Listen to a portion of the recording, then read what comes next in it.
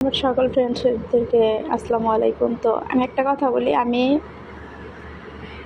জীবনে যে ভুলটা করছি আমি বলবো প্রবাসে যত আমার সকল প্রবাসী বোনরা আছো, বিশেষ করে অনলাইনে কাউকে প্রেম করে ভালোবেসে বিয়ে করবা না, কারণ নিজের ধ্বংস নিজে দেখবা না।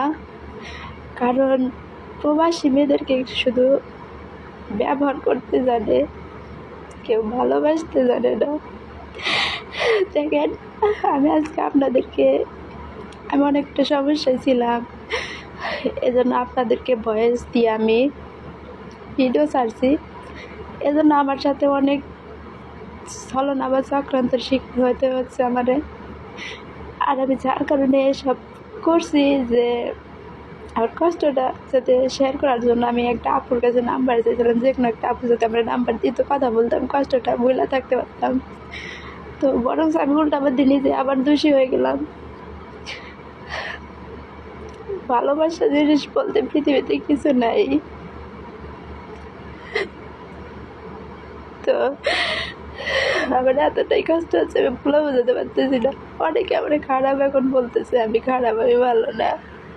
তো তাদের আমি খারাপই, একটা কথাই বলবো, আজকে ভালোবেসে বিয়ে করতে যাই, আজকে আমার ফ্যামিলি হারাইছি। আমি কাজ করতাম, গার্মেন্টসে জব করতাম, গার্মেন্টসের একটা স্টাফ ছিলাম আমি। তো আমি তার সাথে কথা বলতে পারি না, তাকে ঠিক মতো সে আমার সাথে কথা বলছিল না দেখে আমি ডিউটি যাইনি, দেখে আজকে আমারে চাকরি থেকে ট্রান্সফার করে দিয়েছে।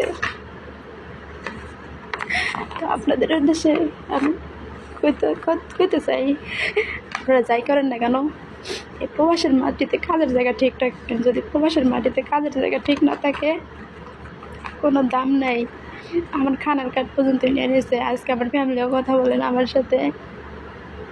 আজকে আমার পাশে কেউ নেই, না আমার কাছে কোনো টাকা পয়সা আছে, না কোনো আমার চাকরি আছে, না খানার কার্ড আছে। তো আমি যে ভুলটা করছি, আপনারা দয়া করে হাতে পায়ে ধরে করছি, এই ভুল আর কখনো করবেন না। আমার মতো দুর্দশা নিজের কপালে নিজে কেউ ডাইকে আনবেন না। এতটুকুই বলার ছিল। আর সবাই আমার জন্য একটু দোয়া করবেন, আমি যাতে চাকরিটা ফিরে পাই আর স্বাভাবিকভাবে জীবনযাপন করতে পারি।